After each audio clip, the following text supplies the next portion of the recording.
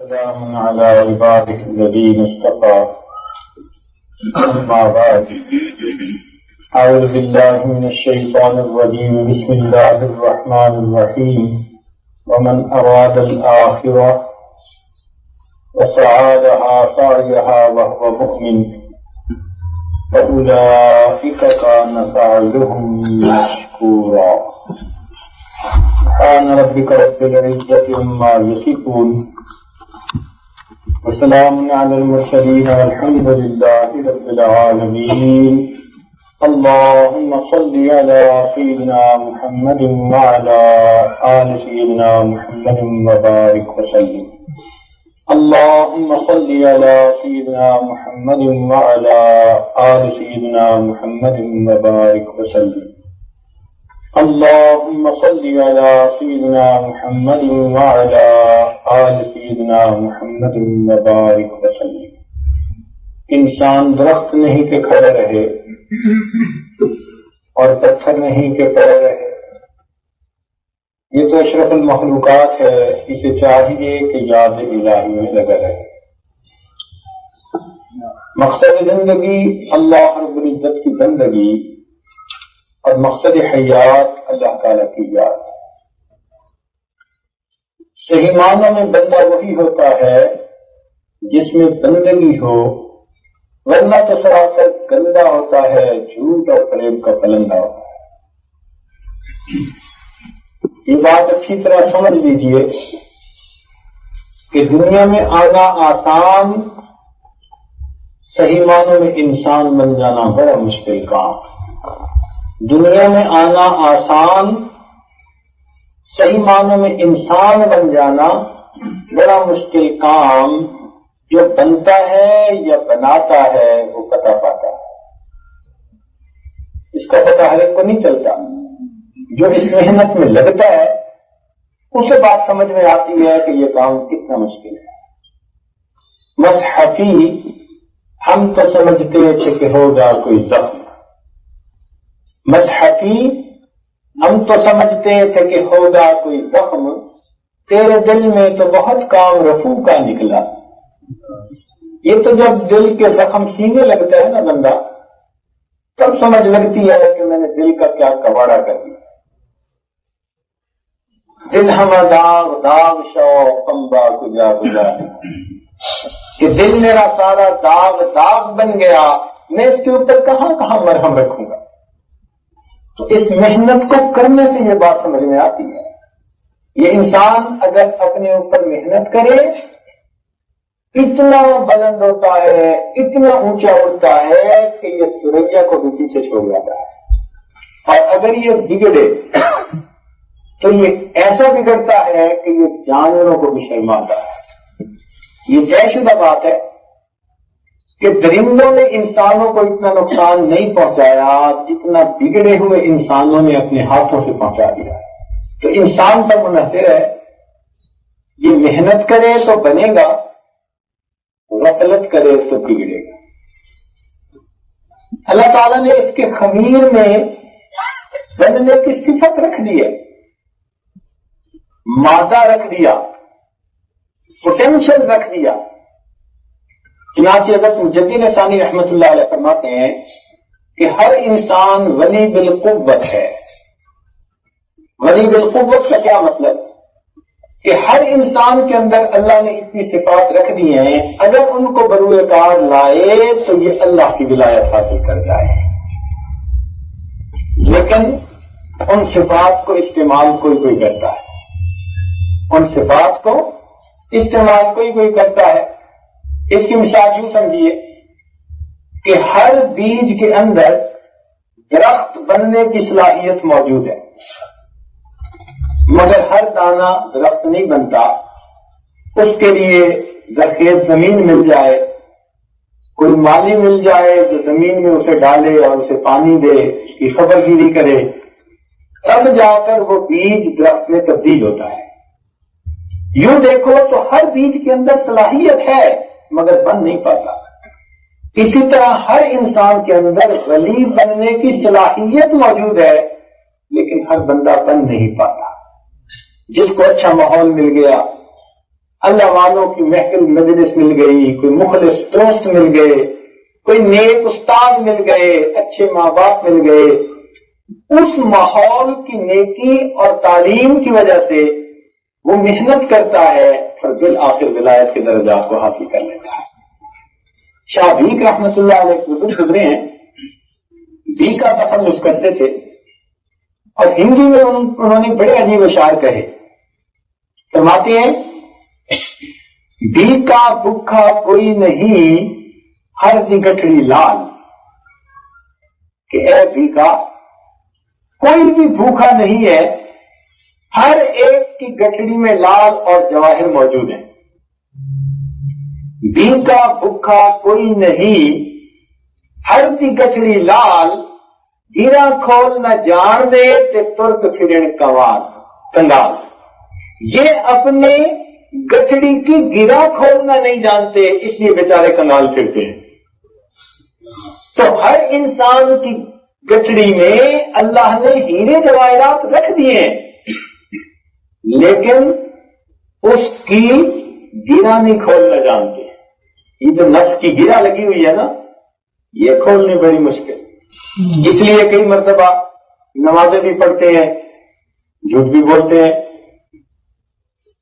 نمازیں بھی پڑھتے ہیں، لوگوں کو دھوکہ بھی دیتے ہیں، نمازیں بھی پڑھتے ہیں، اللہ کے بندوں کے دلوں کو دکھ بھی دیتے پھرتے ہیں، لوگوں کے حقوق پہ ڈاکے بھی ڈالتے پھرتے ہیں۔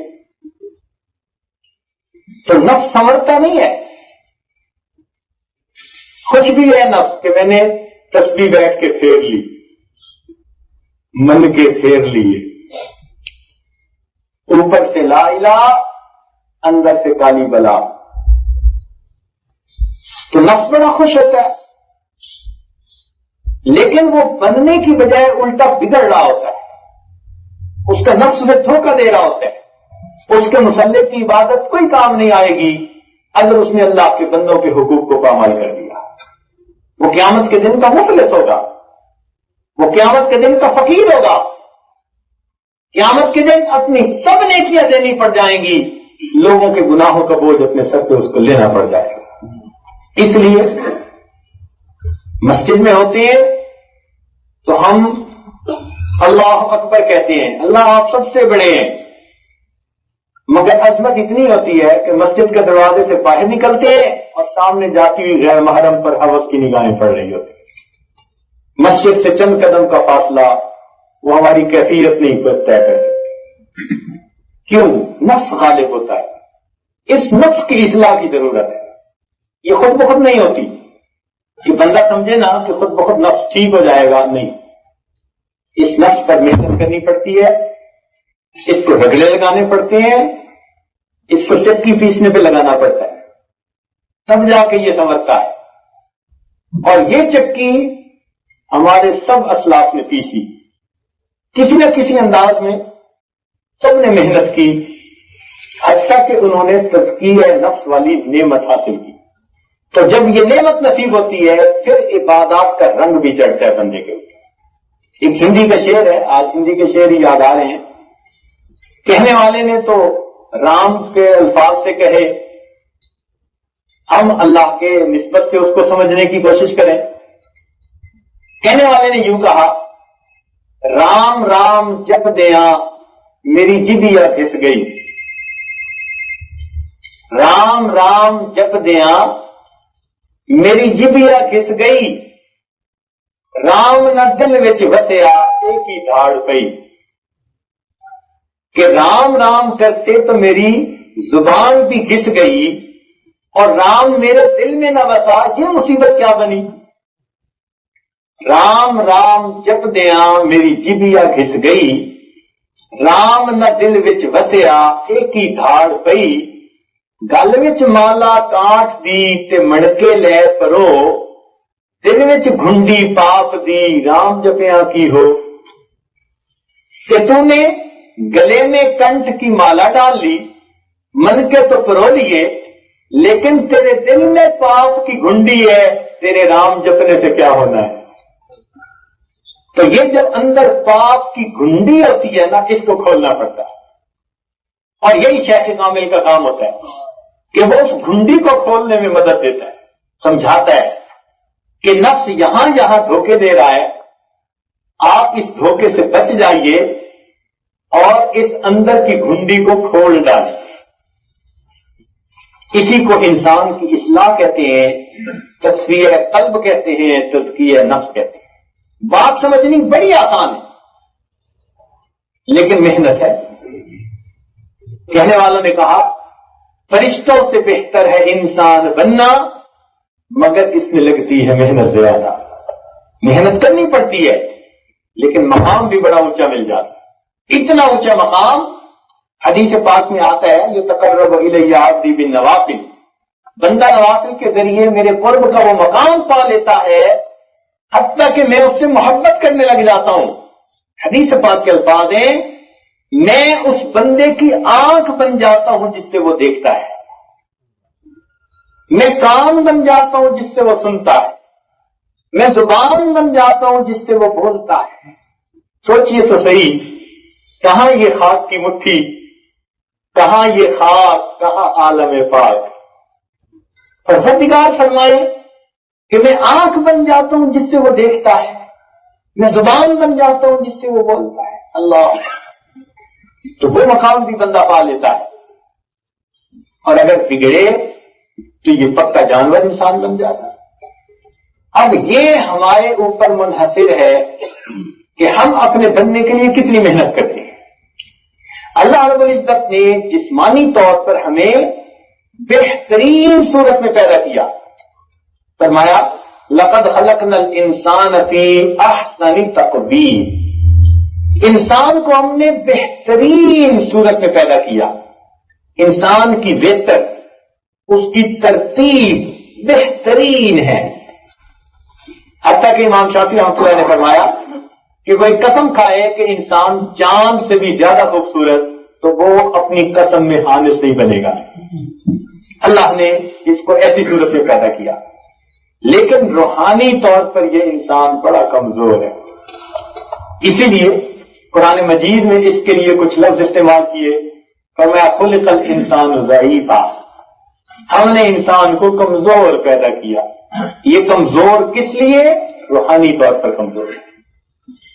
پھر اس کے اندر جلد بازی بھی ہے، تو عجولہ کا لفظ استعمال کیا کہ یہ جلد باز ہے، تحمل مزاجی نہیں ہوتی، جلد بازی ہوتی ہے، ہر کام جلد بازی۔ حلوہ، منوہ، یہ الفاظ چند استعمال کیے انسان کی روحانی اعتبار سے کمزوریوں کی نشاندہی کرتے ہوئے۔ لیکن ایک بات بڑی مزے کی ہے اور توجہ طلب ہے کہ اللہ رب العزت نے کمزوریاں بھی بیان کر دی کہ اس مشین کو جو بنایا ہے اس میں یہ نقص موجود ہے، مگر سودا بھی یک طرفہ کر لیا، سودا بھی یک طرفہ کر لیا۔ فرمایا ان اللہ اشتری من المؤمنین انفسهم واموالهم بان لهم الجنہ، اللہ تعالیٰ نے مومنوں سے ان کی جانوں اور ان کے مالوں کو جنت کے بدلے میں خرید لیا ہے۔ اب بتائیے، آپ جب کوئی چیز خریدنے جاتے ہیں اور آپ کو اس چیز کے نقائص کا پتہ ہو تو آپ تو نہیں خریدتے کہ نقص والی چیز ہے۔ پروردگار عالم کو اس کے عیوب کا پتہ بھی تھا، نقائص کا پتہ بھی تھا۔ عجولہ، حلوہ، منوہ، یہ سب الفاظ اسی کے لیے، انہ کان ظلوما جہولا، سب لفظ اسی کے لیے۔ لیکن باوجود ان تمام نقائص کے پروردگار عالم نے سودا کر لیا، اور یک طرفہ سودے کا اعلان، ان اللہ اشتری من المؤمنین انفسهم واموالهم بان لهم الجنہ، کہ بے شک اللہ تعالیٰ نے مومنوں سے ان کی جانوں اور ان کے مالوں کو جنت کے بدلے میں خرید لیا۔ اب سودا ہو گیا، یک طرفہ ڈکلیئر بھی کر دیا، اعلان کر دیا۔ اب یہ مزے کی بات نہیں ہے کہ ہم نے اپنے تمام عیوب کے باوجود قرآن مجید میں یہ خوشخبری پڑھ لی کہ پروردگار نے ہمارے جانوں مالوں کو جنت کے بدلے میں قبول فرما لیا ہے۔ اب یہاں پر کسی صاحب دل نے فارسی کا شعر لکھا، عجیب، کہنے والے نے بھی کیا غضب کی بات کہی۔ فرماتے ہیں کہ اے پروردگار، تو بعلم ازل مرادی دی، تو بعلم ازل مرادی دی، دی آنکھ بعیب فخری دی، تو بعلما ومن بعیب ہما رد مکن آنچ خود پسندی دی۔ اے اللہ، تو نے اپنی ازلی علم کے ساتھ تو مجھے جانتا ہے، میرے تمام عیبوں کو جاننے کے باوجود اللہ آپ نے مجھے خریدا ہے۔ اے اللہ، جب آپ نے تمام علم کے باوجود میرے عیبوں سمیت مجھے خرید لیا ہے تو اپنی پسند کی ہوئی چیز کو اللہ رد تو نہ کروا دیجیے۔ تو بعلم ازل مرادی دی، دی آنکھ بعیب فخری دی، تو بعلما ومن بعیب ہما، تو وہی علم والا ہے اور میں وہی عیبوں والا ہوں۔ رد مکن آج خود پسندی دی، اللہ رد نہ فرما اس چیز کو جس کو خود پسند فرما لیا۔ تو یہ اللہ رب العزت کا کتنا کرم ہے کہ باوجود ہماری ان کمزوریوں کے پروردگار نے سودا فرمایا، تو ہمارے لیے تو کام آسان ہو گیا۔ اب ہمارا حق بنتا ہے کہ ہم بکے ہوئے ہیں، غلام ہیں، اللہ رب العزت نے خرید لیا، نہ خریدتے تو کسی کام کے نہ ہوتے۔ جب کوئی چیز خرید لی جائے تو وہ کسی کی ملک میں آ جاتی ہے، اور کوئی بھی نہ خریدے تو اس کا کوئی وارث ہی نہیں ہوتا۔ اب جب پروردگار عالم نے خرید لیا تو اب ہم ایک نسبت پا گئے کہ اس کے ہیں، خریدا ہوا مال کسی کا ہوتا ہے نا، تو جب پروردگار عالم نے خرید لیا تو اب ہم نے ایک نسبت پا لی، اللہ کے ہیں۔ اس پر بھی کسی نے عجیب شعر کہا جب تک بکے نہ تھے کوئی پوچھتا نہ تھا، کوئی پوچھتا نہ تھا، تم نے خرید کر ہمیں انمول کر دیا۔ اے مالک، آپ نے خرید کر احسان فرمایا ہم عاجز مسکینوں پر۔ تو اللہ رب العزت کے یہ کتنا بڑا کرم اور احسان ہے کہ پروردگار عالم نے ہمارے مالوں جانوں کو جنت کے بدلے میں خرید لیا۔ اب یہ ہمارا نہیں ہے، ہم اپنے آپ کے نہیں، ہم اللہ کے ہیں۔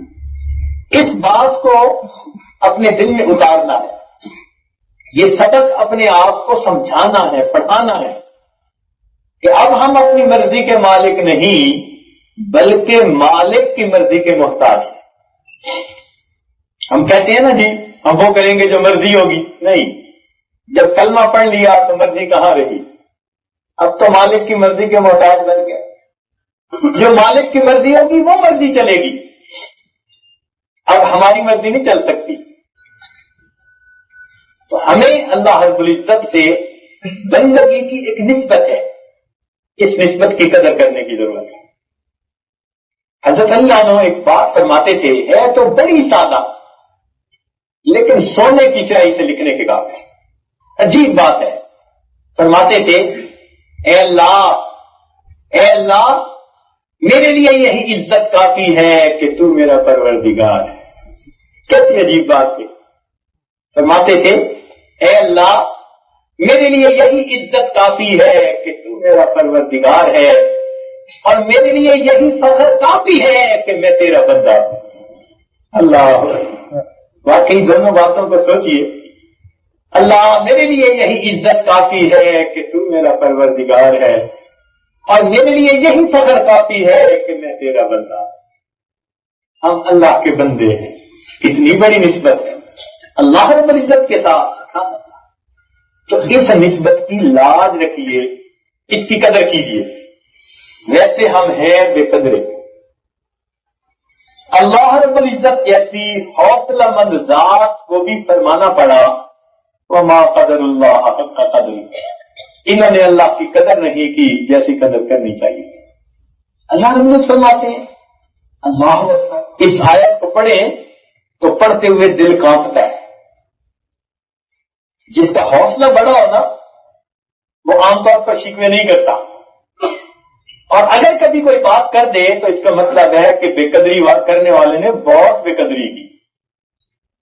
اللہ رب العزت ایسی عظیم الشان ہستی کا یہ فرمانا ما قدر اللہ حق قدر.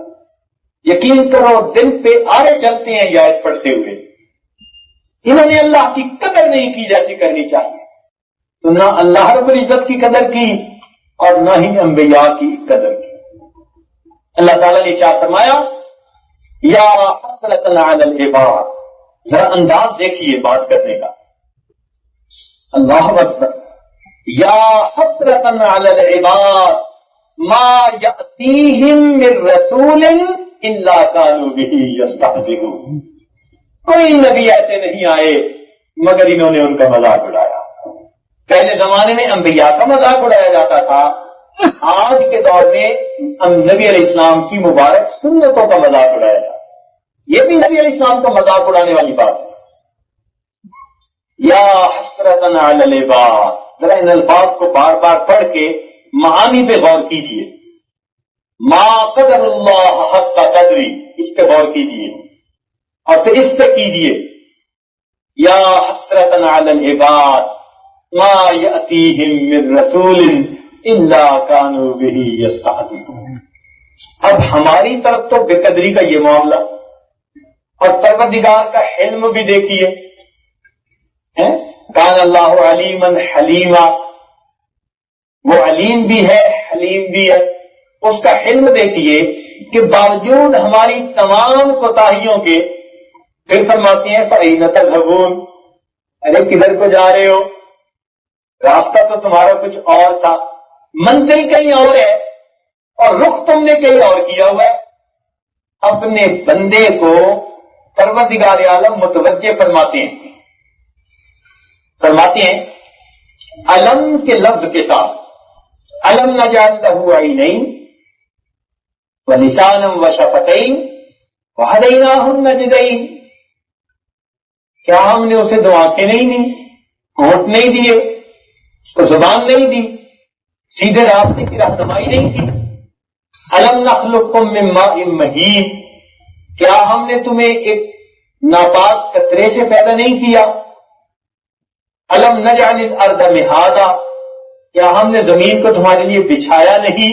تو یہ علم کے لفظ کے ساتھ اللہ تعالیٰ اپنی نعمتوں کی طرف متوجہ کر رہے ہیں کہ دیکھو ہم نے تمہارے لیے یہ سب کچھ کر دیا. اگر بندہ پھر بھی متوجہ نہیں ہوتا تو پروردگار عالم کے بڑے پیار سے فرماتے ہیں یا ایھا الانسان ما غرک بربک الکریم. اس آیت کو پڑھے نا کبھی بیٹھ کے. یا ایھا الانسان ما غرک بربک الکریم. ہماری طرف سے معاملہ دیکھیے بے قدری کا اور پروردگار کا حلم دیکھیے کہ باوجود گناہوں کے خطاؤں کے پھر بندے سے پوچھتے ہیں. یعنی یوں محسوس ہوتا ہے جیسے ایک ماں بیٹا چھوٹا روٹ جائے نا نادان تو ماں بیٹھی منا رہی ہوتی ہے. حالانکہ بیٹا چھوٹا ہے مگر ماں پیار محبت شفقت کی وجہ سے منا رہی ہوتی ہے. تو یوں محسوس ہوتا ہے کہ پروردگار عالم اپنے بندے کو منا رہے ہیں. فرماتے ہیں یا ایھا الانسان ما غرک بربک الکریم. اے انسان تجھے تیرے کریم پروردگار سے کس چیز نے دھوکے میں ڈال دیا؟ اللہ تعالیٰ اپنی طرف متوجہ کرتے ہیں. تو پروردگار عالم چاہتے ہیں کہ میرے بندے میرے در پر آئیں اور میرے بن جائیں. اور پھر بھی بندے جب اپنی بات کو پورا نہیں کر پاتے نفس و شیطان کے پیچھے چلتے ہیں پھر اللہ تعالیٰ اپنا وعدہ یاد دلاتے ہیں. فرماتے ہیں الم اعہد الیکم یا بنی آدم اللہ تعبدوا الشیطان انہ لکم عدو مبین وان اعبدونی ھذا صراط مستقیم. اے بنی آدم کیا ہم نے تم سے یہ عہد نہیں لیا تھا کہ تم شیطان کی پوجا پاٹ نہیں کرو گے، ایک میری عبادت کرو گے، یہ تمہارے لیے سیدھا راستہ ہے. اب سوچئے کہ اس سب کچھ کے باوجود بسا اوقات آنکھوں پہ پٹی بندی ہوتی ہے اور ہم اپنی من مرضی کی زندگی گزارتے پھر رہے ہوتے ہیں. نفس و شیطان ہمیں دھوکہ دیتے ہیں کہ تم نیک بن جاؤ گے، کوئی بھی بندہ آپ کو ایسا نہیں ملے گا جس کے ذہن میں یہ ہو کہ میں نے نیک بننا ہی نہیں. ہر ایک کے ذہن میں ہوگا نیک بن جاؤں گا، لیکن وہ توبہ نہیں کرنے دیتا، اس کو مؤخر کرواتا رہتا ہے، پیچھے ہٹاتا رہتا ہے، منہ میں لالی پاپ دیے رکھتا ہے تاکہ یہ چوستے رہیں گناہوں کا لالی پاپ، اور آگے معاملہ بڑھتا رہے آگے کا. ایک بزرگ ہیں اکمال الشیم میں ایک عجیب بات کہی گئی، فرماتے ہیں اے دوست تیرا توبہ کی امید پر گناہ کرتے رہنا. بات بڑی عجیب ہے. اے دوست تیرا توبہ کی امید پر گناہ کرتے رہنا اور زندگی کی امید پر توبہ کو مؤخر کرتے رہنا تیرے عقل کا چراغ گل ہونے کی دلیل ہے. اے دوست تیرا توبہ کی امید پر گناہ کرتے رہنا اور زندگی کی امید پر توبہ کو مؤخر کرتے رہنا تیرے عقل کا چراغ گل ہونے کی دلیل ہے. تو باقی انسان بسا اوقات توبہ کو مؤخر کرتا چلا جاتا ہے، سوچتے ہیں ہاں توبہ کر لوں گا، لیکن یہ نہیں سوچتا کہ ابھی کرنی ہے، مؤخر کرتا ہے پیچھے. اور کئی دفعہ تو شیطان دل میں یہ ڈالتا ہے کہ تم تو توبہ کر ہی نہیں سکتے، گناہ سے بچ ہی نہیں سکتے. میں نے تو جی کئی دفعہ چھوڑنے کا ارادہ کیا، جی میں تو اس گناہ کو چھوڑ ہی نہیں سکتا. مجبور ظاہر کرتا ہے. ہمیشہ ایک بات سوچا کرے، ہمارے لیے گناہوں کو چھوڑنا مشکل ہے، گناہوں سے بچنا ہمارے لیے مشکل ہے، پروردگار کے لیے گناہوں سے بچا دینا تو آسان ہے. تو ہم اللہ تعالیٰ کی رحمت پہ نظر کیوں نہیں رکھتے؟ یہ کیوں نہیں سوچتے کہ میرے لیے بچنا تو مشکل ہے مگر میرے پروردگار کے لیے بچا دینا بہت آسان ہے. وہ چاہے تو مجھے گناہوں سے بھی بچا دے اور پاک فرما دے. تو ہم اللہ رب العزت کی رحمت پر نظر رکھیں.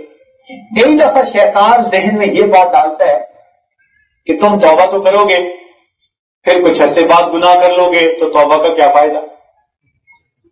یہ بہت بڑا دھوکہ کہ تم توبہ تو کر لو گے لیکن کچھ وقت کے بعد پھر گناہ کرو گے تو توبہ کا کیا فائدہ. نہیں، توبہ کا پھر بھی فائدہ ہے. مسئلہ یہ ہے کہ جس وقت انسان توبہ کرنے لگے اس وقت دل میں عزمن جازمن پکا ارادہ ہو میں نے آئندہ گناہ نہیں کرنے، بھلے دوسرے دن پھر گناہ واقع ہو جائے، پچھلی توبہ پہ اثر نہیں پڑے گا، اب کام نئے سرے سے. تو یہ توبہ کا فائدہ تھوڑا ہے کہ آج تک جتنے گناہ ہم نے کیے وہ تمام گناہ نام اعمال سے مٹا دیے جائیں. یہ کتنا بڑا کام ہے. اس لیے توبہ میں کبھی دیر نہ کرے. انما التوبۃ علی اللہ للذین یعملون السوء بجہالۃ. اللہ کے ذمہ ہے توبہ کا قبول کرنا ان بندوں کی یعملون السوء بجہالۃ جنہوں نے جہالت کی وجہ سے گناہ کیے. مفسرین نے لکھا کہ جب انسان پر شہوت کسی چیز کی غالب آ جاتی ہے تو عقل پہ پردے آ جاتے ہیں، وہ اس وقت عالم ہونے کے باوجود جاہل ہوتا ہے. تو یعملون السوء بجہالۃ، وہ جاہلوں والا کام جہالت کی وجہ سے کر رہا ہے، لہذا ثم یتوبون من قریب. فرمایا کہ وہ پھر جلدی توبہ کر لیتے ہیں. تو مفسرین نے لکھا کہ موت سے پہلے جس نے بھی توبہ کر لی وہ قریب کے لفظ میں داخل ہو گیا. تو اس لیے ہم اگر سچی توبہ کریں گے تو پچھلے جتنے بھی گناہ ہیں وہ سب کے سب گناہ ہمارے معاف کر دیے اور آئندہ نئے سرے سے کام چلے گا. یہ کتنا بڑا کام ہے کہ پچھلا حساب بے باک وائنڈ اپ ہو گیا اور آج نئے سرے سے پھر شیٹ بننی شروع ہو گئی تو بوجھ کم ہو گیا. اس لیے توبہ میں انسان دیر نہ کرے اور بار بار کرے، عہد کرے. اور شیطان اگر دل میں ڈالے کہ تو پھر گناہ کر لے گا، اس کو بتائے کہ اگر میں پھر گناہ کر لوں گا تو پھر توبہ کروں گا، پھر گناہ کر لوں گا تو پھر توبہ کرے گا. یہ اللہ تعالیٰ کی عجیب شان کہ پھر اگر توبہ کریں گے تو وہ پھر قبول فرما لے گا. اس کی مثال سمجھ لیجئے کہ ایک آدمی کو سخت پسینہ آیا ہوا، اب اس کو چاہیے کہ نہائے اور کپڑے نئے پہن لے، صاف ستھرے پہن لے. اور اگر وہ سوچے کہ جی پسینہ آیا ہوا ہے، نہاؤں گا تو پھر دوبارہ پسینہ آ جائے گا، تو اس لیے کیا نہانا؟ تو کوئی اسے عقل مند کہے گا؟ سب اسے بے وقوف کہیں گے نا کہ عقل کے اندھے۔ اگر پسینہ ہے، کپڑے خراب ہے، بو آ رہی ہے، تو اب نہا لو، اگر بعد میں پھر پسینہ آ گیا پھر نہا لینا، پھر کپڑے بدل لینا، جب جب پسینہ آئے گا تب تب غسل کر لینا۔ تو بالکل توبہ کا معاملہ ایسا، اگر ہمیں گناہوں کا پسینہ آیا ہوا ہے تو ہمیں چاہیے کہ ہم توبہ کا غسل کر لیں اور پسینے سے نجات پائیں۔ اول تو اللہ تعالیٰ پھر پسینے سے محفوظ فرمائیں گے، نیکیوں کے ایئر کنڈیشن کمرے میں بٹھا دیں گے، پسینہ ہی نہیں آئے گا، اور خدا نہ خواستہ آ بھی گیا تو پھر نہائیں گے اور پھر توبہ کریں گے۔ مزے کی بات یہ ہے کہ اگر شیطان بار بار ہمیں گناہ کروانے سے باز نہیں آتا تو پھر ہم بار بار توبہ کرنے سے باز کیوں آ جاتے ہیں؟ اگر وہ پیچھے نہیں ہٹ رہا تو ہم پیچھے کیوں ہٹیں؟ ہمیں بھی ڈٹے رہنا چاہیے۔ حضرت مجدور رحمت اللہ علیہ نے عظیم اشعار کہے، فرماتے ہیں نہ چت کر سکے نفس کے پہلواں کو تو یوں ہاتھ پاؤں بھی ڈھیلے نہ ڈالے۔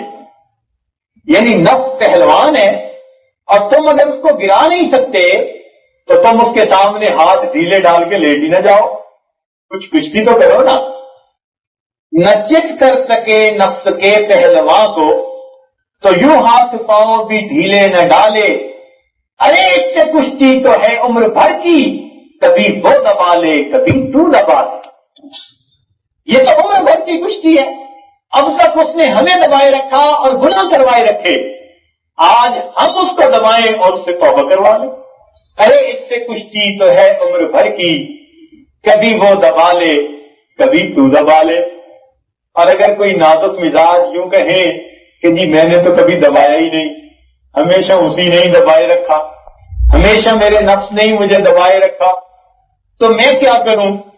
میں تو کبھی نہیں دبا سکا۔ تو حضرت نے اس کا بھی جواب دیا، فرماتے ہیں جو ناکام ہوتا رہے عمر بھر بھی، اللہ والے دیکھو کیسی کیسی گتھیاں سلجھا دیتے ہیں، فرماتے ہیں جو ناکام ہوتا رہے عمر بھر بھی، بہر طور کوشش تو عاشق نہ چھوڑے۔ جو ناکام ہوتا رہے عمر بھر بھی، بہر طور کوشش تو عاشق نہ چھوڑے، یہ رشتہ محبت کا قائم ہی رکھے، جو 100 بار ٹوٹے تو 100 بار جوڑے۔ جو ناکام ہوتا رہے عمر بھر بھی، بہر طور کوشش تو عاشق نہ چھوڑے، یہ رشتہ محبت کا قائم ہی رکھے، جو 100 بار توڑے تو 100 بار جوڑے۔ اگر شیطان نے اس رشتے کو 100 دفعہ گناہ کے ذریعے توڑا ہے تو بھائی ہم توبہ کے ذریعے اسے 100 دفعہ جوڑ دیں، اللہ سے جڑے رہنا چاہیے نا، کٹے تو نہیں نہ رہنا چاہیے۔ تو اس لیے توبہ کر کے ہمیں چاہیے ہم اپنے دل کے تعلق کو اللہ سے فوراً جوڑ لیا کریں، اس میں دیر نہ کیا کریں۔ رب کریم پسند فرماتے ہیں، حضرت مفتی محمد حسن امرتسری جامع اشرفیہ لاہور کے بانی مبانی حضرت افتثانی رحمت اللہ علیہ کے اجل خلفاء میں سے، وہ اپنی کتاب ایک عجیب بات لکھتے ہیں، فرماتے ہیں کہ قیامت کے دن ایک بندہ کھڑا ہوگا اور یہ وہ بندہ ہوگا کہ جس نے گناہ کیے ہوں گے، پھر توبہ کی ہوگی، پھر گناہ کیے ہوں گے، پھر توبہ کی ہوگی، پھر گناہ کیے ہوں گے، سینکڑوں مرتبہ اس نے توبہ بھی کی ہوگی اور پھر گناہ بھی کر بیٹھا ہوگا، تو اس کے نام اعمال میں یہ سب کچھ لکھا ہوا ہوگا۔ اب اس کی پوری ہسٹری بتا رہی ہوگی کہ یہ اس کا معاملہ ہے۔ اللہ تعالیٰ اپنے فرشتوں کو فرمائیں گے بلا کر کہ دیکھو میرے فرشتوں، شیطان نے میرے بندے کو گرایا گناہ کے ذریعے، یہ توبہ کے ذریعے پھر کھڑا ہو گیا، پھر اس نے گرایا، یہ توبہ کے ذریعے پھر کھڑا ہو گیا، اس نے پھر گرایا، پھر کھڑا ہوا، شیطان نے اسے سینکڑوں مرتبہ گرایا، یہ سینکڑوں مرتبہ اٹھ کر کھڑا ہو گیا۔ معلوم ہوا کہ میرا بندہ کھڑا ہونا چاہتا تھا، اس کے اس ارادے کی وجہ سے میں استقامت والوں کے ساتھ اس کو شمار فرما لیتا ہوں۔ فرماتے ہیں اللہ رب العزت اس کو نیکوکاروں کے ساتھ شامل فرما دیں گے، فرمائیں گے کہ شیطان اسے گرانے سے باز نہیں آیا، تو میرا بندہ کھڑا ہونے سے بھی پیچھے نہیں ہٹا. تو یہ اللہ رب العزت کے ہاں قبول ہو جائے گا عمل کہ شیطان نے بار بار گرایا, میرا بندہ بار بار کھڑا ہوا اور اس نے سچی توبہ کی. تو ہم سچی توبہ کے ذریعے اللہ رب العزت کو راضی کر لیں. اللہ رب العزت بڑے خوش ہوتے ہیں جب کوئی بندہ سچی توبہ کر لیتا ہے. تو یہ توبہ ہمارے پاس ایک نعمت ہے جس کے ذریعے ہم پچھلے تمام گناہوں کو معاف کروا سکتے ہیں. کمپیوٹر میں آج کل ایک کمانڈ ہوتی ہے انڈو کمانڈ. اگر کوئی کمانڈ دے بیٹھے نا غلط, تو وہ انڈو کی کمانڈ دیتے ہی وہ جو کیا تھا وہ نلیفائی ہو جاتا ہے. تو دیکھو کمپیوٹر کی دنیا سے آج بات سمجھ میں آ جاتی ہے. تو معلوم ہوا کہ ہم سے اگر کوئی گناہ ہو جائے تو ہم فوراً توبہ کی انڈو کمانڈ دے دیا کریں. تو توبہ کی انڈو کمانڈ دینے سے وہ گناہ جیسے کیا ہی نہیں. اور اگر ایسے گناہ ہیں کہ بھول ہی گئے, گناہ نام اعمال میں لکھے ہوئے ہیں, تو کمپیوٹر کی ایک کمانڈ ہوتی ہے اریز کمانڈ. اگر کسی فائل کو آپ نے اریز کرنا ہے یا کچھ لکھ بیٹھے, غلط لکھ بیٹھے, اس کو ختم کرنا ہے, اریز کمانڈ دے دیجئے, وہ سب کچھ ختم ہو جائے گا. تو ہم نے اب تک جتنے گناہ کیے, ہم اگر توبہ کی اریز کمانڈ دے دیں گے تو وہ سب کے سب گناہ ختم کر دیے. تو ہم موقع سے فائدہ کیوں نہ اٹھائیں اور توبہ کے ذریعے اپنے رب کو کیوں نہ منائیں. یہ وقت ہے, یہ موقع ہے, غنیمت ہے, ہم اس موقع سے فائدہ اٹھائیں. نیک محفلوں کی برکت کی وجہ سے دل بھی کچھ توبہ کے لیے آمادہ ہو جاتا ہے. گھر میں تو یہ کیفیتیں نہیں ہوتی, مگر اللہ والوں کی محفلوں میں انسان کا دل کچھ محسوس کرنے لگ جاتا ہے. دیکھیں, شریعت نے نظر کے لگ جانے کو بیان فرمایا ہے. حدیث پاک میں آتا ہے العین حق, نظر کا لگ جانا حق ہے, ٹھیک ہے. جو نظر بد لگ جاتی ہے, ایک صحابی کو لگی تھی, نبی علیہ الصلوۃ والسلام نے ان کو نظر کا اثر اتارنے کا طریقہ بھی سمجھا دیا. تو ایک غور طلب بات ہے کہ وہ نظر جس کے اندر حسد تھی, عداوت تھی, دشمنی تھی, کینہ تھا, بدخواہی تھی, جب اس بندے کی نظر دوسرے پہ اثر کر جاتی ہے تو اللہ والے جن کی نظر میں اخلاص ہوتا ہے, رحمت ہوتی ہے, شفقت ہوتی ہے, محبت ہوتی ہے, للہانیت ہوتی ہے, پھر ان اللہ والوں کی نظر دوسروں پہ کیوں اثر نہیں کرتی. تو یہ اللہ والوں کی نظر لگ جاتی ہے.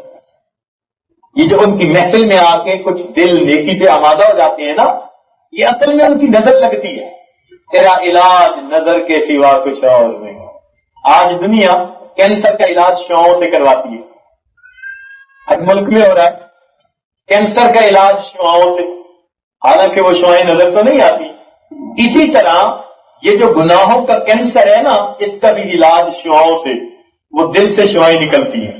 یہ دل بھی ٹرانسمیٹر ہے, یہ شعائیں ڈالتا ہے, پھر انسان کے وہ اندر کے گناہوں کے کینسر ختم ہو جاتے ہیں. اور جو انسان سمجھتا ہے کہ میں تو توبہ کر ہی نہیں سکتا, اللہ رب العزت اس کو بھی توبہ کی توفیق عطا فرما. تو اس لیے توبہ کے کرنے میں انسان دیر نہ کرے, ہمیشہ اپنے رب کو منائے اور اس کے سامنے سچی توبہ کرے اور نیکوکاری کی زندگی گزارنے کا دل میں ارادہ کرے. اب دیکھیے, ہم اگر چاہتے ہیں کہ اللہ رب العزت کے حضور کامیاب ہو جائیں تو قیامت کے دن ہماری پیشی دو طرح سے ہو سکتی ہے. یا تو پیشی ہوگی دوست کی مانند یا پیشی ہوگی نافرمان کی مانند. دو ہی صورتیں ہو سکتی ہیں نا, یا تو پیشی ہوگی دوست کی مانند, ایک غلام کی مانند, اور یا پھر پیشی ہوگی ایک نافرمان کی مانند. دو صورتیں ممکن ہیں. اب کیسے ہماری پیشی اچھی ہو؟ اگر تو دوست کی مانند ہوئی, اللہ رب العزت اعزاز عطا فرمائیں گے اور اپنی تجلی نصیب فرمائیں گے. اور اگر نافرمان کی طرح پیشی ہوئی تو پھر ہم سزا پائیں گے. لہذا قیامت کے دن اللہ رب العزت سے اچھی ملاقات کے لیے دو چیزیں ہیں جو ہمیں دل میں بٹھا لینی چاہیے کہ یا تو ہمارے دل میں اللہ رب العزت سے ملاقات کا شوق ہو اور اس شوق کی وجہ سے ہم بھاگ بھاگ کر نیکیاں کریں، نیک اعمال کریں، یہ بندہ جب اللہ رب العزت کے حضور قیامت کے دن پہنچے گا، علماء نے لکھا ہے اللہ تعالیٰ اس طرح عزت افزائی کریں گے جیسے کسی انسان کا بیٹا پردیس میں کئی سال گزار کے آئے تو گھر آنے پر ماں باپ اس کا اکرام کیا کرتے ہیں، تو جس طرح ماں باپ اس بچے کو ریسپشن دیتے ہیں اور اعزاز کے ساتھ اس کو گھر میں بٹھاتے بلاتے ہیں، جب بندہ اپنی زندگی نیکوکاری پر گزار کر جائے گا اللہ تعالیٰ قیامت کے دن اس کا بھی اسی طرح اکرام فرمائے گا۔ تو یا تو دل میں اللہ رب العزت سے ملاقات کا شوق ہو، یا پھر اللہ رب العزت کے سامنے پیشی کا خوف ہو، پیشی کا خوف، دل میں یہ ڈر ہو اگر میں نے گناہ کیے تو میں نے اللہ رب العزت کے حضور پیش ہونا ہے، میرا کیا بنے گا۔ تو یہ دو چیزیں اس کو سیدھے راستے پہ رکھتی ہیں، نیکی کا شوق نیکیاں کرواتا ہے، پیشی کا خوف گناہوں سے بچاتا ہے۔ نیکی یعنی ملاقات کا شوق انسان سے بھاگ بھاگ کے نیکیاں کرواتا ہے، ملاقات کا شوق انسان سے بھاگ بھاگ کے نیکیاں کرواتا ہے، اور اللہ کے سامنے پیشی کا خوف اس کو ہر چھوٹے بڑے گناہ سے بچاتا ہے۔ تو یہ دو چیزیں ہمارے دل میں ہونی چاہیے، اللہ تعالیٰ سے ملاقات کا شوق بھی ہو اور اللہ رب العزت کے سامنے پیشی کا خوف بھی ہو۔ ہمارے سلف صالحین کو اللہ تعالیٰ سے ملاقات کا شوق تھا اور وہ اس ملاقات کے شوق میں خوب ڈٹ کے عبادت کرتے تھے، خوب ڈٹ کے عبادت کرتے تھے، سارا دن عبادت میں گزارتے تھے، اور ان کی راتیں بھی ان کے دنوں کی مانے دعا کرتی تھی، ان کی راتیں بھی ان کے دنوں کی مانے دعا کرتی، ایسی راتیں گزارتے تھے۔ ان کی زندگی کو دیکھتے حیران ہوتے ہیں کہ انہوں نے ایسی نیکیاں کر کیسے لی۔ اللہ تعالیٰ سے ملاقات کا ایسا شوق تھا، ساری ساری رات مصلی پہ گزارتے تھے، جان بوجھ کر کوئی گناہ نہیں کرتے تھے۔ چنانچہ حضرت مجدد ثانی رحمۃ اللہ علیہ نے اپنے مکتوبات میں یہ بات لکھی، وہ فرماتے ہیں اس امت میں ایسے باخدا لوگ بھی گزرے ہیں کہ ان کے گناہ لکھنے والے فرشتے کو 20 سال تک گناہ لکھنے کا موقع نہیں مل سکا۔ اس امت میں ایسی پاک باز ہستیاں بھی گزری، ایسی پاک باز ہستیاں بھی گزری کہ جن کے گناہ لکھنے والے فرشتے کو 20 سال تک گناہ لکھنے کا موقع نہیں ملا۔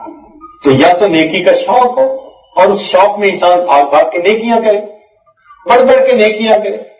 امام اعظم رحمۃ اللہ علیہ 40 سال تک عشاء کے وضو سے فجر کی نماز پڑھی۔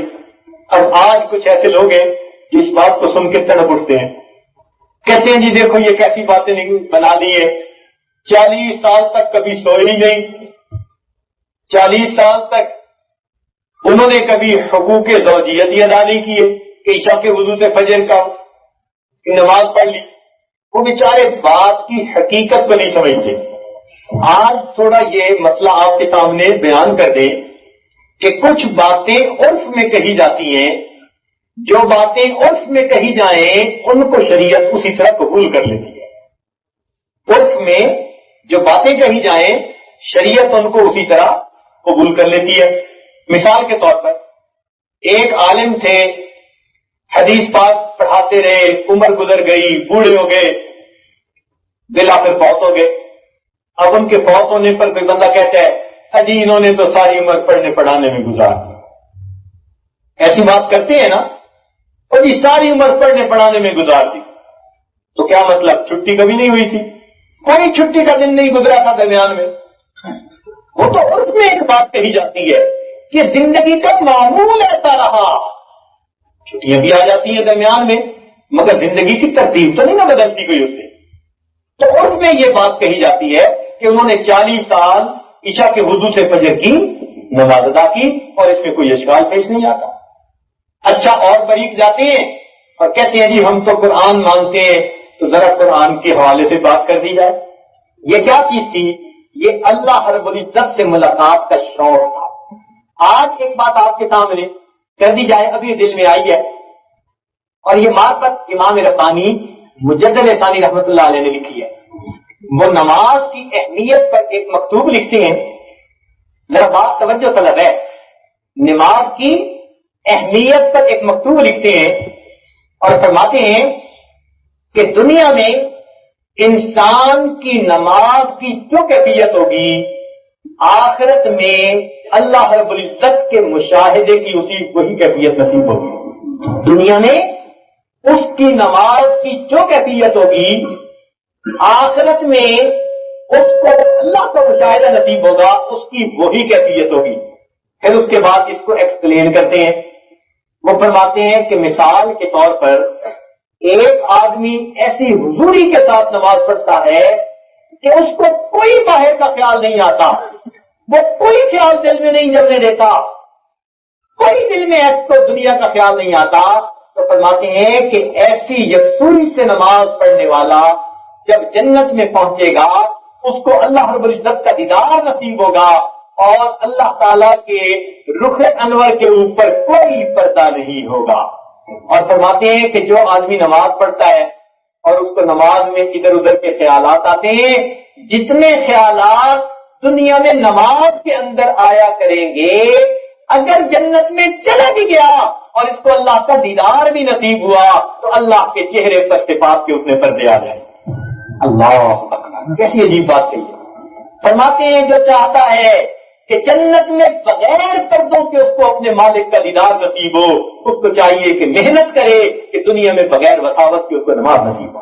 اب ہم اس سے محنت کرتے ہیں، ہمارے دل کی طرف ہے کہ ہمیں ایسی نماز نصیب ہو جائے، کروائی تو یہ جو اللہ والے اللہ سکھاتے ہیں، اصل میں یہ نماز پڑھواتے ہیں، ایسی نمازیں بنا دیتے ہیں۔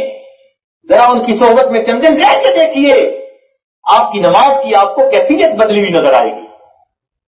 تو یہ نماز مطلوب ہے۔ اس لیے حضرت ثانی رحمۃ اللہ علیہ نے ایک جگہ لکھا ہے، فرماتے ہیں کہ انسان بیعت ہوتے وقت یہ نیت کرے کہ مجھے مقام احسان کی کیفیت والی نماز نصیب ہو جائے گی، یہ فرماتے ہیں۔ تو اس لیے ہر بندے کو، مرد ہو یا عورت، یہ کوشش کرنی چاہیے کہ ہم ایسی نماز پڑھیں کہ جس میں کوئی باہر کا خیال نہ آئے، تاکہ قیامت کے دن اگر اللہ رب العزت کا دیدار نصیب ہو تو درمیان میں کوئی بھی پردہ جو ہے حائل نہ ہو۔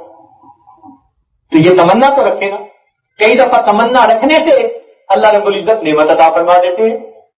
چنانچہ امام احمد بن حنبل رحمۃ اللہ علیہ بڑے عبادت گزار تھے، ان کے سامنے ایک لوہار رہتا تھا، اور اس لوہار کے بچے زیادہ تھے، وہ بیچارہ سارا دن لوہا کوٹتا تھا، بچی کے سامنے بیٹھا رہتا تھا، اوزار بناتا تھا۔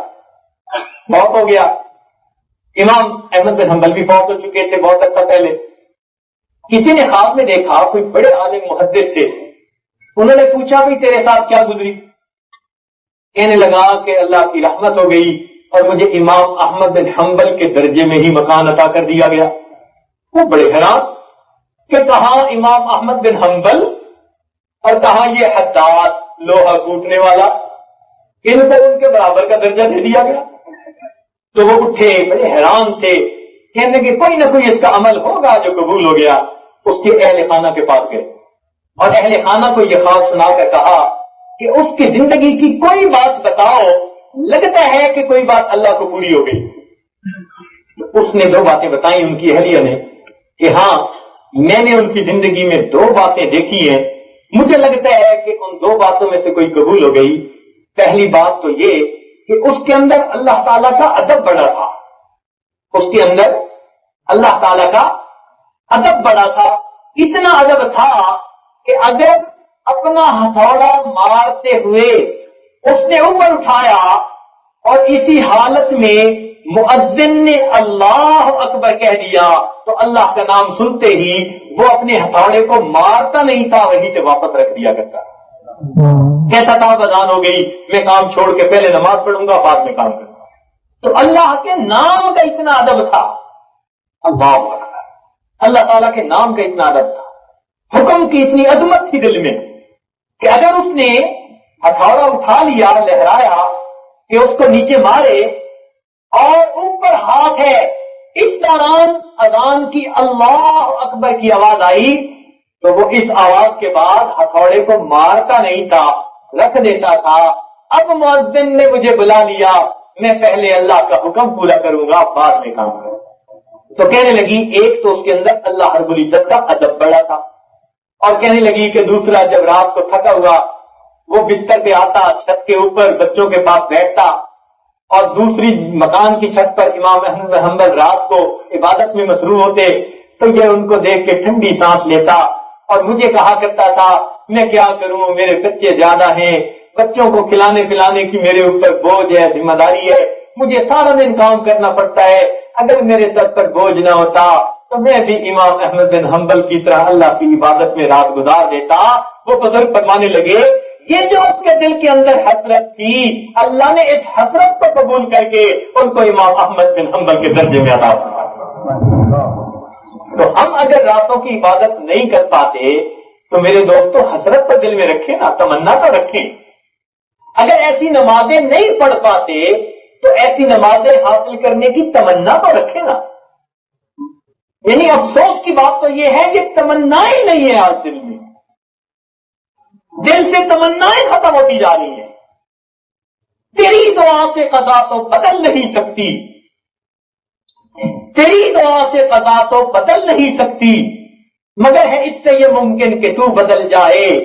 تیری دعا ہے کہ ہو تیری آرزو پوری، میری دعا ہے تیری آرزو بدل جائے۔ اللہ کرے ہماری آرزویں بدل جائیں۔ آج ہم نے دنیا کو آرزو بنایا ہوا ہے، تو یہ ہماری آرزویں ہو کہ ہم عبادت بھری راتیں گزاریں، ہم اللہ رب العزت کے قرآن کو سینے میں اتاریں، ہم نیک اعمال اور تقوی والی زندگی گزاریں، ہم بغیر وساوت کے نماز پڑھنے والے بن جائیں، گناہوں سے پاک زندگی گزارنے والے بن جائیں۔ یہ نیکی کا شوق ہمارے اندر آ جائے۔ جب یہ نیکی کا شوق ہوگا تو پھر ہم بھاگ بھاگ کے نیکیاں کریں گے۔ تو دو طریقے ہیں، یا تو انسان اللہ رب العزت سے ملاقات کا شوق رکھتا ہو، پھر وہ دوڑ دوڑ کے نیکیاں کرتا ہے، بھاگ بھاگ کے نیکیاں کرتا ہے، یا پھر دوسری چیز کہ اس کے دل میں اللہ رب العزت کے سامنے پیشی کا خوف ہو۔ اللہ رب العزت کے سامنے پیشی کا، جب پیشی کا خوف ہوتا ہے پھر انسان گناہوں سے بچتا ہے، ڈرتا ہے کہ میرا کیا بنے گا جب میں اللہ رب العزت کے حضور پیش ہوں گا۔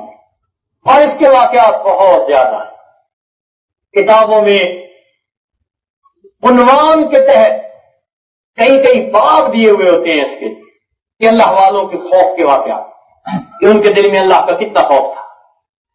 چنانچہ سیدنا صدیق اکبر رضی اللہ عنہ جیسی جلیل القدر ہستی، وہ بھی کبھی کبھی یوں فرماتے تھے اے کاش مجھے میری ماں نے جنا ہی نہ ہوتا، اے کاش میں گھاس کا تنکا ہوتا، میں کسی مومن کے بدن کا بال ہوتا۔ اب یہ الفاظ اس ہستی کے کہ جن کے بارے میں اللہ کے محبوب نے فرمایا میں نے سب لوگوں کے احسانات کا بدلہ دے دیا، ابو بکر کے احسان کا بدلہ اللہ دے گا۔ اللہ نبی علیہ السلام کا یہ کہہ دینا کہ میں نے سب کے احسانات کا بدلہ دے دیا اور ابو بکر کے احسان کا بدلہ اللہ دے گا۔ کیسے احسانات کیے نبی علیہ السلام؟ ان کے بارے میں کیا حضرت عمر رضی اللہ عنہ کے بارے میں آتا ہے کہ بہت ہی زیادہ رویا کرتے تھے، حتیٰ کہ رخسار کے اوپر آنسوؤں کے گرنے کی وجہ سے لکیروں کے نشان نظر آتے تھے، اتنا کثیر البکا تھے، روتے تھے، پتہ نہیں کیا بنے گا۔ چنانچہ حضرت حذیفہ رضی اللہ عنہ کو ایک مرتبہ بلایا اور کہا حذیفہ آپ کو نبی علیہ السلام نے منافقین کے نام بتائے ہیں، اور یہ بھی مجھے پتا ہے کہ نبی علیہ السلام نے منع کر دیا کہ یہ نام آگے کسی کو نہ بتانا، میں منافقین کے نام آپ سے نہیں پوچھتا، صرف اتنا بتا دو کہیں عمر کا نام تو ان میں شامل نہیں ہے، صرف اتنا بتا دو کہیں عمر کا نام تو ان میں شامل نہیں۔ اللہ، اور جب وفات کا وقت آیا حد کر دی، اللہ اکبر، بلایا صحابہ کو اور وصیت کرتے ہوئے فرمایا کہ جب میری وفات ہو جائے تو مجھے جلدی نہلا دینا، کفنا دینا اور جلدی دفنا دینا۔ پھر اس بات کو کئی مرتبہ مختلف جو ہے وقفے کے بعد بار بار کہا، بار بار تاکید کی۔ ایک صحابی نے کہا کہ ہم جلدی کریں گے آپ کو کفنانے دفنانے میں، آپ کیوں اتنی جلدی کر رہے ہیں؟ جب انہوں نے یہ کہا تو عمر رضی اللہ عنہ نے عجیب جواب دیا، عجیب جواب دیا، سونے کی شاہی سے لکھنے کے قابل ہے۔ فرمایا میں جلدی کی تاکید اس لیے کر رہا ہوں کہ اگر اللہ رب العزت مجھ سے راضی ہوئے تو تم مجھے جلدی اللہ سے ملا دینا، اگر اللہ رب العزت مجھ سے راضی ہوئے تو تم مجھے جلدی اللہ سے ملا دینا، اور اگر اللہ تعالیٰ مجھ سے خفا ہوئے تو تم میرا بوجھ اپنے کندھوں سے جلدی ہٹا دینا۔ عمر کے انجام کو تو اللہ بہتر جانتا ہے۔ اللہ، اگر اللہ رب العزت مجھ سے راضی ہوئے تو تم مجھے اللہ سے جلدی ملا دینا، اور اگر وہ مجھ سے خفا ہوئے تم میرا بوجھ جلدی کندھوں سے ہٹا دینا۔ عمر کے انجام کو تو اللہ بہتر جانتا ہے۔ اللہ، یہ ہوتی ہے خشیت، یہ ہوتا ہے دل میں خوف۔ اللہ، اور امت کے کتنے اور ایسے اولیاء گزرے کہ جن کو یہ خوف کا مقام حاصل تھا۔ چنانچہ عبداللہ بن مبارک رحمۃ اللہ علیہ، یا جب بات سمیٹنے کی کوشش کرے گا، عبداللہ بن مبارک رحمۃ اللہ علیہ محدثین میں سے وہ محدث ہیں کہ جن کے بارے میں اتنے تعریفی کلمات کہے گئے کہ اسماء الرجال کی کتابوں میں اتنی تعریف کسی محدث کی نہیں کی گئی، حتیٰ کہ امام بخاری رحمۃ اللہ علیہ کے بارے میں بھی تعریف کے وہ لفظ نہیں کہے گئے جو تعریفی لفظ امام عبداللہ ابن مبارک رحمۃ اللہ علیہ کے بارے میں۔ متفقہ طور پر ایسے بندے تھے، سب نے ان کی تعریف کی، ایسی زندگی تھی، اتنے بڑے محدث تھے۔ ایک وقت میں 40,000 طلباء ان کے پاس بیٹھ کر حدیث کا درس سنا کرتے تھے۔ 40,000، اس زمانے میں سپیکر تو تھا نہیں، تو وہ حدیث بیان کرتے، لوگ ان سے سن کے آگے مکبر کی طرح سناتے رہتے جیسے نماز میں مکبر آگے تکبیر کہتے رہتے ہیں۔ چنانچہ ایک مرتبہ وہ جو مکبر حضرات تھے ان کی تعداد گنی تو ان کی تعداد 1200 نکلی۔ اب 1200 بندے اگر اس حدیث کو آگے سنانے والے ہیں تو مجمع کتنا بڑا ہوگا؟ تو 40,000 طلباء ایک وقت میں بیٹھ کے ان سے حدیث سنا کرتے تھے، پڑھا کرتے تھے۔ لاکھوں تو شاگردوں کے استاد جب آخری وقت آیا، اپنے شاگرد موجود تھے، ان کو حکم دیا کہ مجھے چارپائی سے نیچے لٹا دو۔ اب نیچے کچی زمین تھی، شاگرد ہچکچائے، دوبارہ فرمایا مجھے چارپائی سے نیچے لٹا دو۔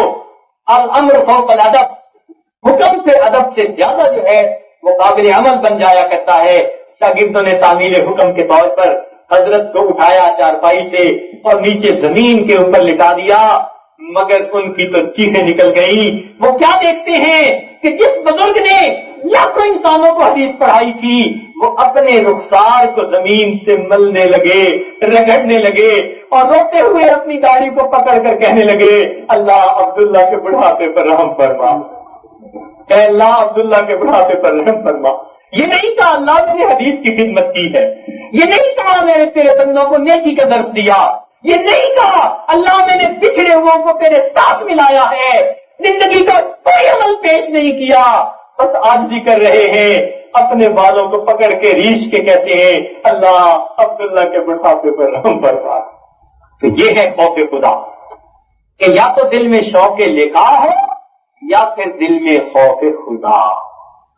اللہ، اس خوف خدا کی اللہ کے ہاں بڑی قیمت ہے اور اللہ تعالیٰ اس سے بڑے خوش ہوتے ہیں۔ چنانچہ حضرت مولانا احمد علی لاہوری رحمۃ اللہ علیہ کریم کے زمانے کے بزرگ گزرے ہیں، سکھ گھرانے کے تھے، اللہ نے ایمان لانے کی توفیق عطا فرمائی۔ حضرت شیخ الہند رحمۃ اللہ علیہ سے حدیث کا دورہ کیا، لاہور آئے اور الحمدللہ بڑے صاحب کشف اور صاحب حال بزرگ تھے۔ ان کا درس قرآن بڑا معروف تھا، عجیب درس قرآن دیتے تھے، مگر ان پر خشیت بہت گرفتاری رہتی تھی، اس لیے اکثر روتے رہتے تھے اللہ کی خشیت کی وجہ سے۔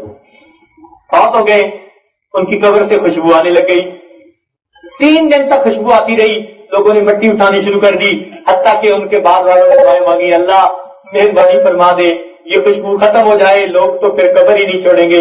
تب جا کر وہ خوشبو ان کی قبر سے آنی بند ہوئی۔ کسی نے ان کو خواب میں دیکھا تو پوچھا کہ حضرت آگے کیا بنی؟ حضرت نے فرمایا میری اللہ رب العزت کے ہاں پیشی ہوئی تو پروردگار عالم نے مجھے فرمایا احمد علی تو اتنا کیوں روتا تھا؟ احمد علی تو اتنا کیوں روتا تھا؟ تو فرمانے لگے کہ جب میں نے یہ سنا تو میں تو اور ڈر گیا کہ مجھ سے پوچھا جا رہا ہے احمد علی تو اتنا کیوں روتا تھا؟ تو کہنے لگے میں تو اور ڈر گیا، جب میں اور گھبرا گیا، ڈر گیا، تو پروردگار عالم نے فرمایا کہ تو آج بھی ڈر رہا ہے آج تو تیرے اکرام کا دن ہے، ہم نے تیری بھی مغفرت کر دی، اور جس قبرستان میں تجھے دفن کیا اس قبرستان کے سب گنہگاروں کی بھی مغفرت کرنا۔ تو ڈرنے والوں کو یہ انعام ملتے ہیں پھر ان کی اپنی بھی بخشش ہوتی ہے، اور جہاں وہ دفن ہو جاتے ہیں اللہ اس کی برکت سے قریب والوں کی بھی مغفرت فرمائے۔ اللہ رب العزت کے سامنے پیشی کا خوف، چنانچہ اللہ والے قیامت کے دن کی پیشی سے یہ ڈرتے تھے کہ کہیں نبی علیہ السلام کے سامنے ہمارے کرتوتوں کو کھولا گیا تو ہمیں کتنی شرمندگی ہوگی۔ چنانچہ کہنے والے نے عجیب شعر کہا، علامہ اقبال نے عجیب شعر کہا، فرمایا تو غنی از ہر دو عالم من فقیر، تو غنی از ہر دو عالم من فقیر، روز محشر ادھر ہائے من پذیر، تو غنی از ہر دو عالم من فقیر، روز محشر ادھر ہائے من پذیر، گر تمی بینی حسابم ناگزیر، از نگاہ مصطفیٰ پنہا بگیر۔ اے اللہ تو عالم سے غنی ہے اور میں فقیر ہوں، اللہ قیامت کے دن میرے عذروں کو قبول کر لینا، اور جب تیرا یہ فیصلہ ہو کہ تو نے میرا حساب لازمی لینا ہے تو اللہ میری فریاد قبول کر لے، مصطفیٰ کریم کی نگاہوں سے اوجل حساب لینا، کہیں ان کے سامنے مجھے شرمندگی نہ ہو جائے۔ اللہ شیخ عبد القادر جیلانی رحمۃ اللہ کے حالات زندگی میں لکھے کہ ایک مرتبہ وہ اللہ رب العزت سے بہت استغفار کرتے رہے، معافی مانگتے رہے، توبہ کرتے رہے، حتیٰ کہ عجیب کیفیت ہوئی، اس کیفیت میں کہنے لگے کہ اللہ میرے گناہوں کی مغفرت فرما دے، اور آخر پر کہنے لگے کہ اللہ اگر آپ کا یہ فیصلہ ہو کہ مغفرت نہیں کرنی، اللہ پھر قیامت کے دن مجھے اندھا کھڑا کر دینا، ایسا نہ ہو کہ تیرے نیک بندوں کے سامنے مجھے شرمندگی ہو جائے۔ تو یا تو اللہ رب العزت کے ساتھ ملاقات کا شوق ہو تو پھر انسان بھاگ کے نیکیاں کرتا ہے، یا پھر اللہ رب العزت کے سامنے پیشی کا خوف ہو تو پھر انسان گناہوں سے بچ جاتا ہے۔ اللہ تعالیٰ ہمیں نیکی کا شوق بھی عطا فرما دے اور اپنی سامنے پیشی کا خوف بھی عطا فرما دے۔ وآخر دعوانا ان الحمد للہ رب العالمین۔